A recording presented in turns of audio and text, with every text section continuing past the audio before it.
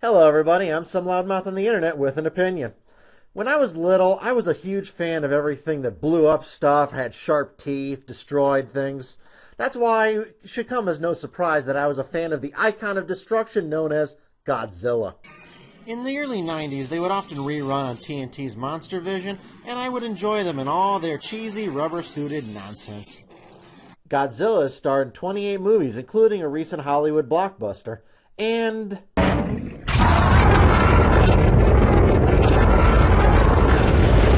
I totally liked it. I'm not going to pretend it had no issues, but I think it got a lot more right than it got wrong. It was a good starting point for what I hope to be a great series of monster movies. With both a new Godzilla movie in development from Toho in Japan, as well as a sequel to the American blockbuster 2 years away, it seems like the big guy has a bright future ahead of him. But that wasn't always the case. After America's first attempt to bring Godzilla to Hollywood resulted in bad reviews and outright hatred from Godzilla fans due to its incredibly unfaithful representation of the title character, Toho decided to get back in the game and produce their own series of Godzilla movies between 1999 and 2004. These 6 movies are known as the Millennium series. This series is a bit confusing because it isn't really a series. With the exception of Tokyo SOS, which did directly continue the story of its predecessor, Godzilla against Mechagodzilla, all the others are reboots that only acknowledge the original 1954 movie and ignore all the others. An odd thing when you consider these movies were only released a year apart. People complain about Spider-Man getting a reboot after 5 years. Unfortunately, the Godzilla brand was heavily damaged by the 1998 movie on the global market, and thus these movies, after an unsuccessful limited release of Godzilla 2000 in the States, were only theatrically released in Japan. This limited their budgets, creating effects that didn't match up with what American audiences were used to. The movie I picked to review tried to break this trend by spending twice as much money as the previous 5 Godzilla movies, and including more monsters on screen than ever before. You would think such an effort would please fans, right? Well, you'd be wrong. The movie ended up premiering to bad reviews and lower box office returns than any Godzilla movie since the 70s. It was so badly received that Toho has not produced another Godzilla movie since, a trend set to break next year. I'm of course talking about Godzilla Final Wars. So why are Godzilla fans who love all the goofy monster schlock this series has become known for so mixed about this movie? With some defending it even though they admit it's silly, and others considering it one of the series' worst. With more fights and bigger production than ever before, you would think this would be highly regarded, but that's not the case with Final Wars at all. So is Godzilla Final Wars a misunderstood gem, or is the monster misfire it's generally known as? Well, let's dig into Godzilla Final Wars. We open the movie with Godzilla, right there on the screen, less than 30 seconds into the movie. So for those who complained about all the build-up in the Garth Edwards movie, you might like this one. Put in the movie, instant Godzilla. We start the movie with Godzilla fighting some futuristic ship in the South Pole. Why they're in the South Pole? Never explained. Through a series of constant explosions, Godzilla gets trapped in the Antarctic ice. I could joke that with all the explosions, this is like a Japanese Michael Bay movie, but if Michael Bay had directed this movie, we probably would have had a close-up of Godzilla's testicles by now. So even this cheesy movie is like a Coen Brothers flick compared to Michael Bay's movies. Through a montage of stock footage, we find out that monsters have awakened all over the world, and an organization called the Earth Defense Force breeds a race of mutant soldiers to fight them. 'Cause why not? Now we enter a crazy kung fu fight scene where I play a little game we'll be playing throughout the rest of this movie. What franchise are they ripping off?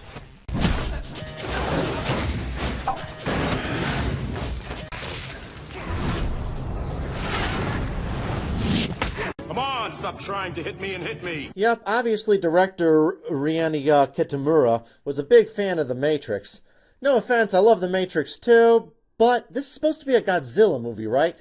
We find out our 2 fighters are mutants fighting for Earth's protection, though they have a pointless argument about whether it's more necessary to protect or kill or whatever. What's the point? 戦場では命取りだ。優しさがなくてどうやって人を守る？だからお前は甘いんだ。俺たちはミュータントだ。戦うために生まれてきた。 After ending that pointless debate, our main mutant named Shiniki is assigned to protect a UN biologist. 悪かったわね。理屈っぽくって。物学者の音無美紀さんだ。ねえ、君本当に学者なの？なんかモデルみたいなのな。Smooth. How many times do I have to tell you I have a boyfriend? Well, you look like the kind of girl that could use two. We then move on to the corpse of a very familiar monster to Godzilla fans. こ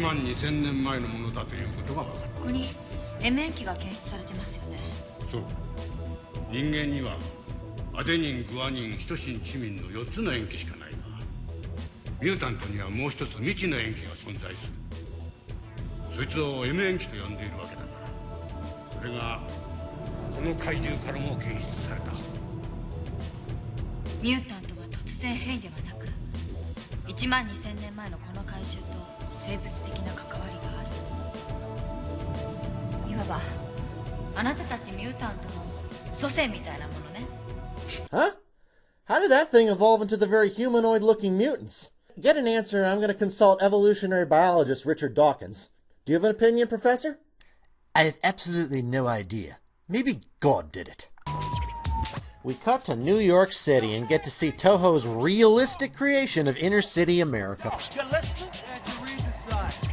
Come on, man. I ought to be talking for 5 minutes. 5 minutes, 5 seconds, doesn't freaking matter, because I'm going to bust you up. It's incredibly impressive how well his lips sync with what he's saying, isn't it? I'm looking at a dead man. I'm looking at a dead man.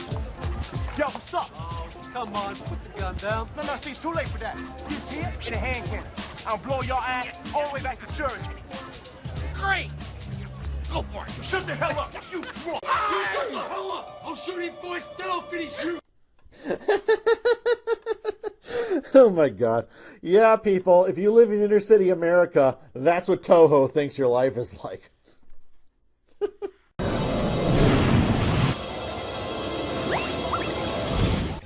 But this amazing Oscar-worthy acting performance is interrupted by Rodan, who begins an attack on New York.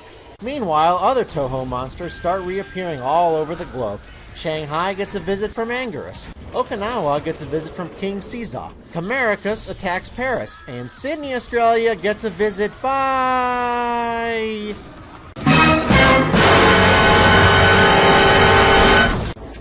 That's a lot of fish.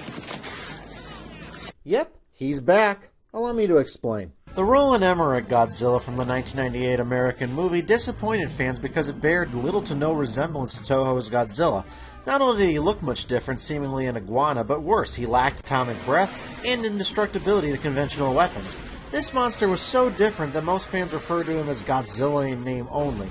This would be made official in 2003 when Sony let their Godzilla film rights expire, dooming all plans for a sequel to the 1998 movie.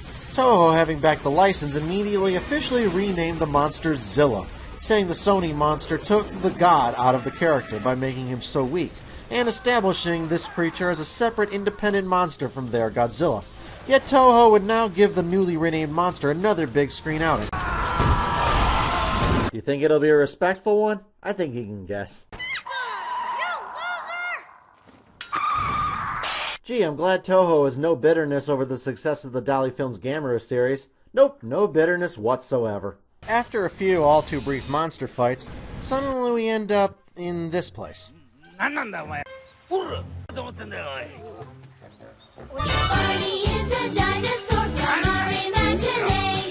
Wait, what just happened? Back to the real movie, we get some crazy over-the-top fighting with the sea monster Ebera making a fight against the Earth Defense Force, when all of a sudden all the monsters start disappearing as aliens arrive on Earth to save the day. Aliens making contact with the Earth? That's only like the 5th time that's happened in a Godzilla movie. The aliens who show up above Tokyo in an Epcot Center-style ball call themselves Zillions, and after eliminating the monsters, they warn Earth that some planet is on its way to impact with the Earth.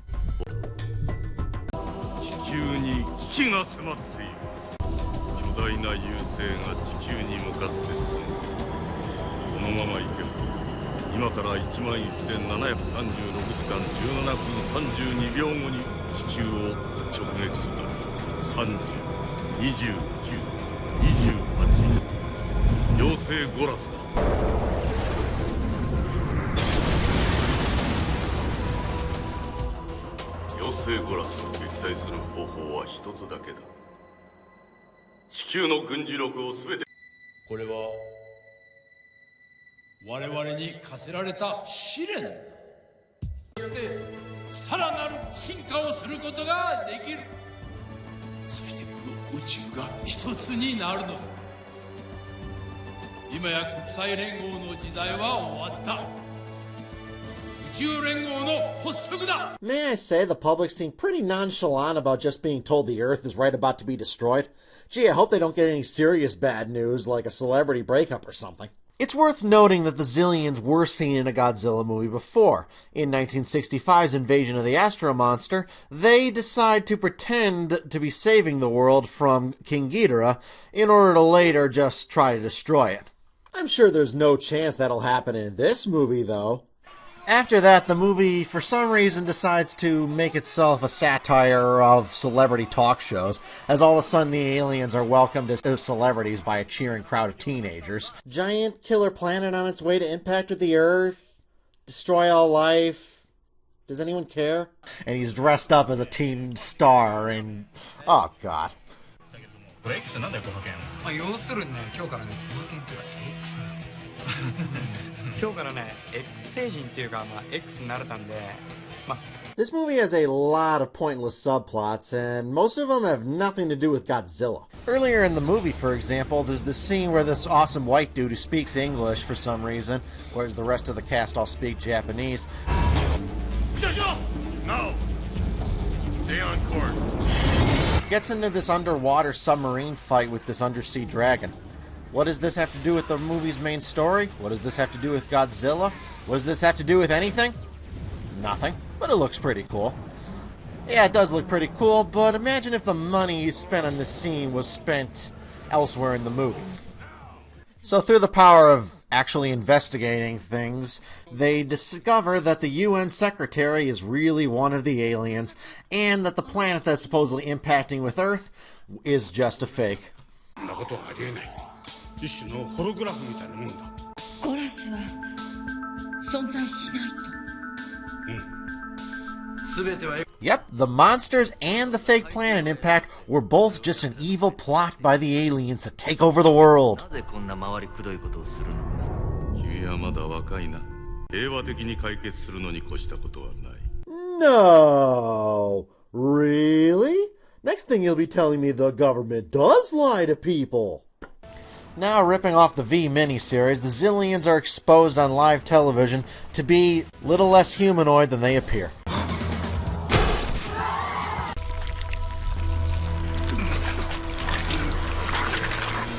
You know, they did admit they were aliens from the beginning. Is it really that much of a revelation that they're really less pretty aliens? Why is that such a shock? Shows the laziness of this movie's writing. 家畜だ。我々に収穫されるだけのために存在している。抵抗しても無駄だ。Resistance is futile. Here's another scene that's so stupid it's really fucking hilarious. The Zillions manage to control a bunch of other mutants, but they don't control our main hero for some convoluted reason. And even though they have control over them, they all just decide to stand there waiting for them to decide who sacrifices who. 出口へ走れ。俺が食い止める。こいつらにはあんたが必要だ。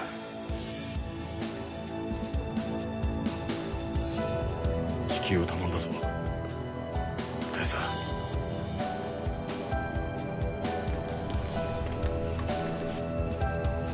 走れ。It's like that zombie scene in Shaun of the Dead, except somehow even sillier. The survivors make their way onto the highway, which of course leads to a crazy kung fu fight scene on the road.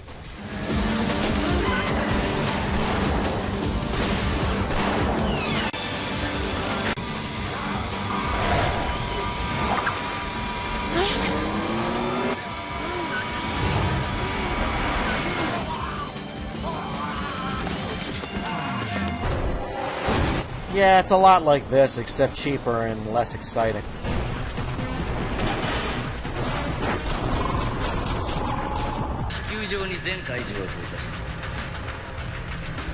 The Zillions take control of monsters all over the globe and send them to attack the world, I guess to show the Earthlings they are cattle or something. Before, out of the blue, yet again, comes this.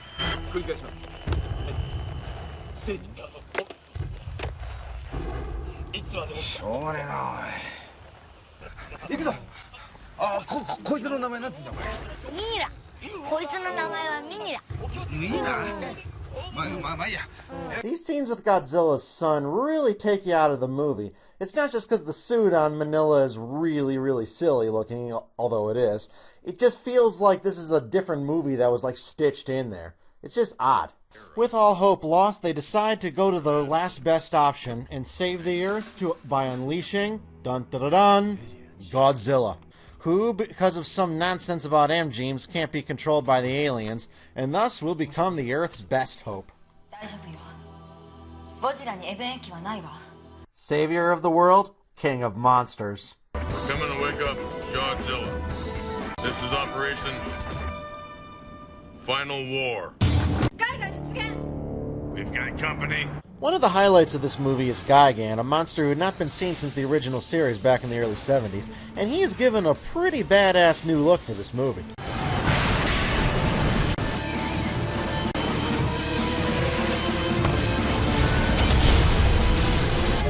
Their efforts managed to free Godzilla after being absent for more than an hour of screen time, who managed to easily kick Gigan's ass.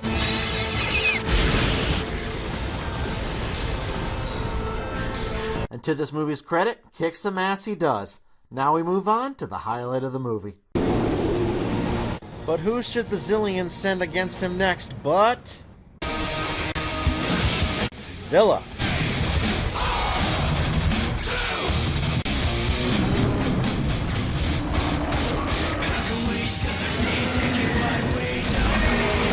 Yep, we're about to get a raging battle between the original Japanese Godzilla and the Sony Roland Emmerich version of Godzilla. It's like the East versus the West, the old versus the new. Who will win?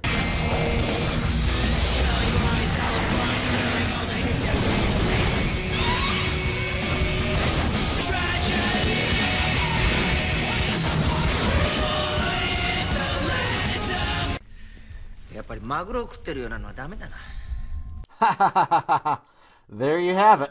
That was the shortest monster fight in any Godzilla movie, and the end line, "I knew that tuna-eating monster was useless," was the best middle finger at Roland Emmerich and Dean Devlin imaginable. We get another series of monster fights with various other classic Toho monsters, but these fights, while a lot of fun at times, are very painfully short. Killing Zilla so fast was funny, but these monsters put up a better fight in earlier movies. But every so often we feel the need to cut back to Barney the Friendly... I'm sorry, Manila.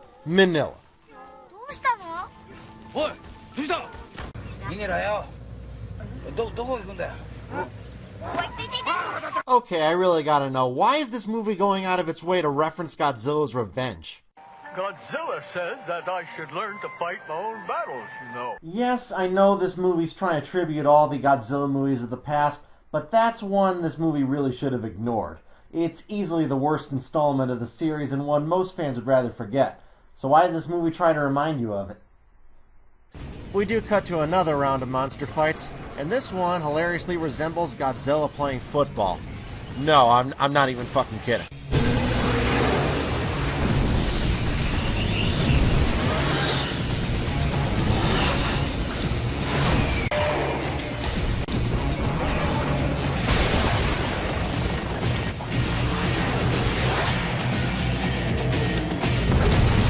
So if you ever wonder what Godzilla as a football player would be like, this movie offers it.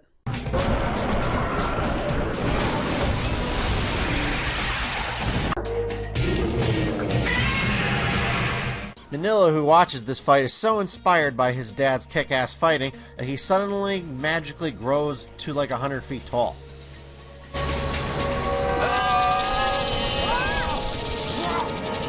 No, how he does this is never explained. A lot of stuff in this movie is never explained. Now what remains is the Earth Defense Force takes a full frontal assault of the alien mothership, And just guess, what movie are they going to rip off this time?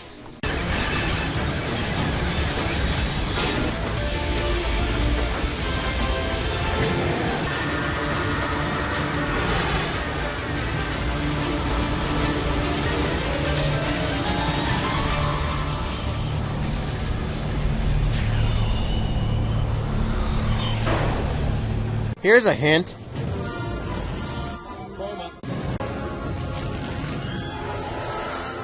There it is.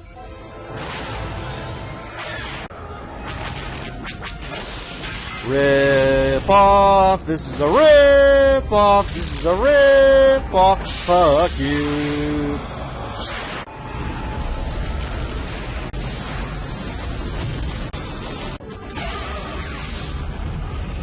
Like that, but with really crappy CGI instead.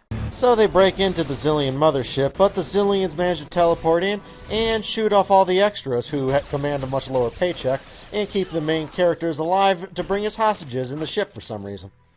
This so we can get a convenient exposition dump about what the Zillions really want on Earth. What is it you want, asshole?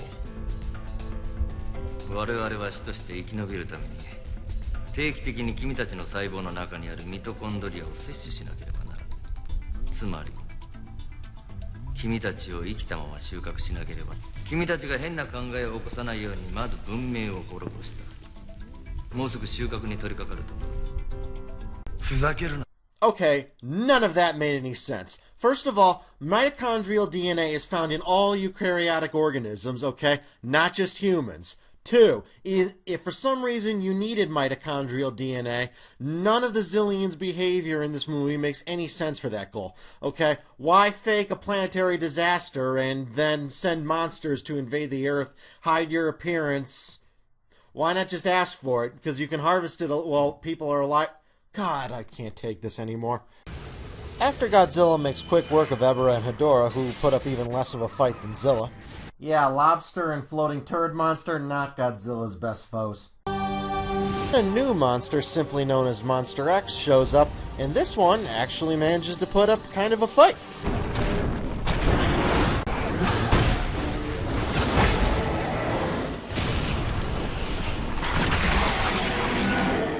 But it wouldn't be a Toho multi-monster extravaganza without everyone's favorite Mothra showing up. And who should come to face her but Gigan. So it's Godzilla and Mothra versus Monster X and Gigan. Making this the only real monster fight in the movie. The rest of the monster fights before this were all comic relief. But just when you were starting to have a little bit of fun watching this movie, we were forced to cut back and listen to a bunch of bullshit exposition about mutants, M-genes, or whatever the hell this movie's plot is again. ミュータントとは我々の祖先と君たちが交わった時の子孫だ。だがあいにく俺は操れなかったようだな。お前は特別だ。まだ力が覚醒していない。なんだと？お前はカイザーだ。ミュータント、つまり地球人と X 星人のハーフの中には何万分の1の確率で最強の生物が誕生する。Oh my god, who cares? I am done trying to make any sense out of this bullshit. Okay, this movie's story is gibberish and incoherent garbage. Alright, but at least when the monsters are fighting, it's kind of fun, entertaining bullshit. The human side of things, like this, not even that. The tag team fight continues until both Mothra and Gigan get themselves retrospectively blown up and beheaded. Like a chicken with its head cut off? And if you thought this movie was finished with its blatant Matrix ripoff, check out this scene.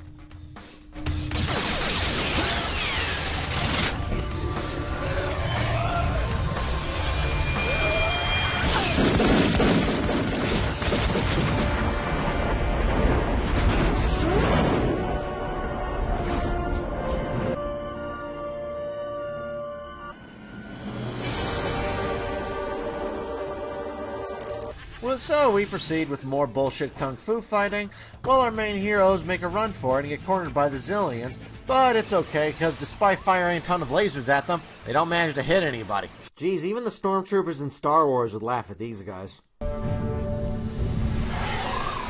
This ends with Shiniki realizing that he was the one that was destined to control the Matrix. I'm sorry, defeat the Zillions.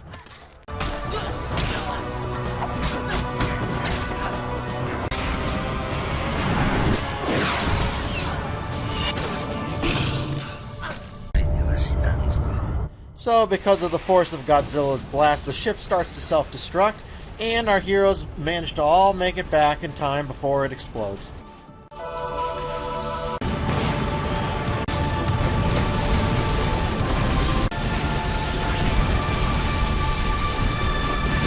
After 10 minutes or so aboard that ship, we finally get back to Godzilla. Yeah, he's still in this movie, who's still in the throes of the battle against Monster X, and Monster X has a bit of a secret.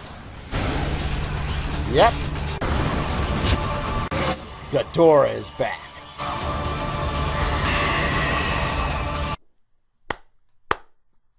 Okay, that was pretty awesome. Godzilla and Ghidorah just never could get along.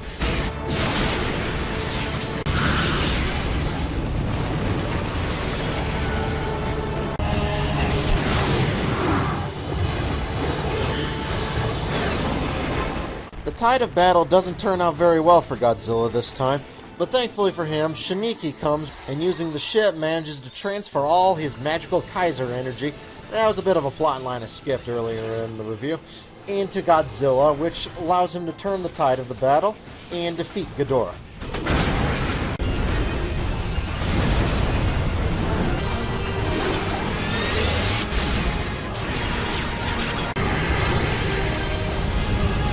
Winner of the fight, King of Monsters.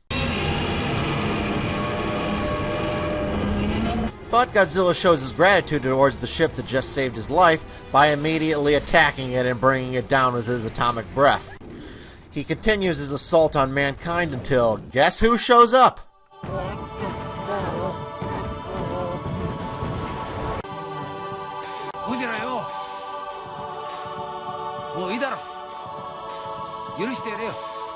Okay.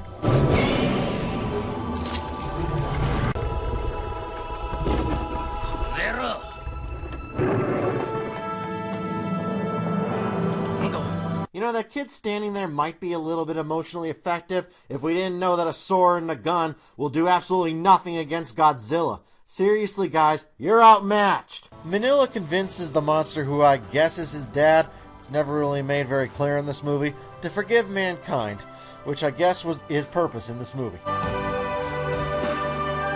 No, Godzilla could have just gone back to the sea on his own at the end of the movie and it would have made just as much sense, because he's done that in Godzilla movies before. So no, the whole Minya plotline, pointless. Was not needed. And here the final Toho Godzilla movie in over a decade comes to an end, with Godzilla taking his son and going peacefully back to the sea. So that was Godzilla Final Wars. What the hell? Final Wars is mostly a creative misfire. Sure, it has its moments, like its kick-ass end fight scene and its hilarious 20-second takedown of its American imposter, but this movie is just chock full of unneeded crap. Instead of spending this movie's obviously expanded budget on making longer, more interesting monster fights or improving its effects, it instead uses it to jam as much crazy stuff into as many scenes as possible. Its story is convoluted, and trying to follow it is a pain.